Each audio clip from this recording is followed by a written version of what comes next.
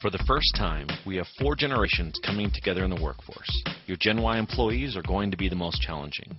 They thrive on cooperation, and you need managers that know how to guide them to success. Your Gen Y employees need instructions on how to grow and communicate in the work environment. We can bridge the communication gap between the different generations.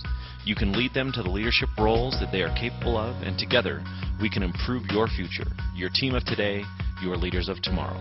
My name is Jabez LeBret, and this is the Social Network Generation. Going so far. Not you. I was telling them no. They're being bad audience participants. Anybody here guilty of actually setting their alarm clock early to hit the snooze button? I know I am definitely guilty of that. I have went ahead and gone all the way to set it 10 minutes early just so I can hit the snooze button one more time. And the question becomes, why do I not feel excited enough about where I'm going so that when that alarm goes off and I wake up, I want to hop right out of bed? Not necessarily a plan. Goal setting doesn't create the steps 1, 2, 3, 4 through 15 to get there. What it does is it helps you have a line of sight to see where exactly it is that you're supposed to be heading. And as you move along that path side to side, you end up rechecking your compass as you go along to say, am I still on track? Am I still heading in the direction I want to go? And that's what goal setting creates for you. And the second thing that goal setting is going to create for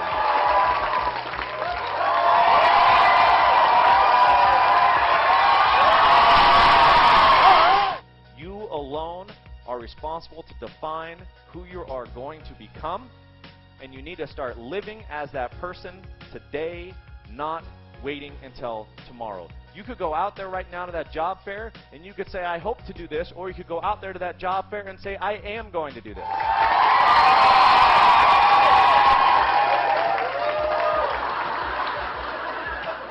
I am a motivational and inspirational keynote speaker that does professional development. I work for Lockheed Martin. Just listened to a wonderful presentation.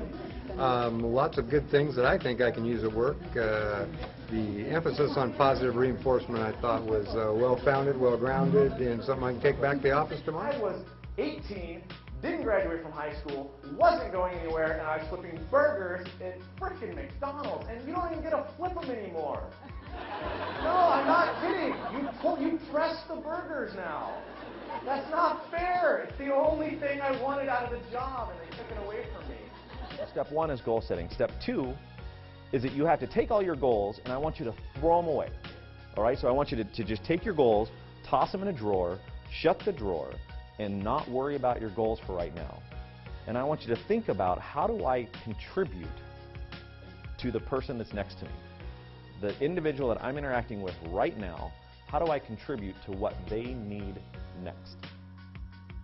Contributing to what somebody needs next is going to require you to do step 2, which is to dig down in the conversation and how you communicate with them to find out what they actually need next to become successful. And I left there, and that day, it didn't happen the next week, it didn't happen the next month. That day, I went and put on my best clothes, and I went out, and I was going to get a job. Man, is that not how it played out.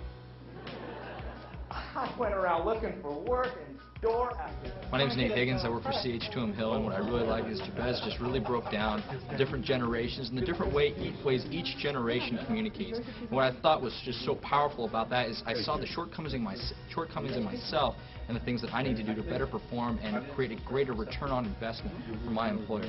Excellent presentation. The question comes, how is this going to benefit me tomorrow? What am I really going to do with this? And in a business sense, which is why we're all here today, how is this going to affect my business? Very good. I'd meet somebody else. They say, what do you do? Oh, I'm a professional speaker. Oh, where do you speak? I speak at high schools. Oh, which ones have you spoken to? I haven't spoken to one yet. But if you know one, you let me know. And I would love to get in touch with them. You know, what was I doing? I was visualizing and living as I wanted to be. That's thinking outside of the box. If you begin to approach situations from how can I ensure your success and how can I ensure that you are getting the value that you need and the information that you need first, instead of worrying about what I'm going to get from you, and you start applying these step-by-step techniques, we're going to walk through this whole process that's going to show you that that is actually where you're going to see entire relationship change within your organization and on your teams, because there's no question about it. you start contributing to everyone around you, you in turn will rise faster. It is intense to realize, and I'm taking a Snickers for this, it is intense to realize that at one point you have to let go and believe that you have stated things clearly enough that the person will understand on their own and be able to come to terms enough to do their job.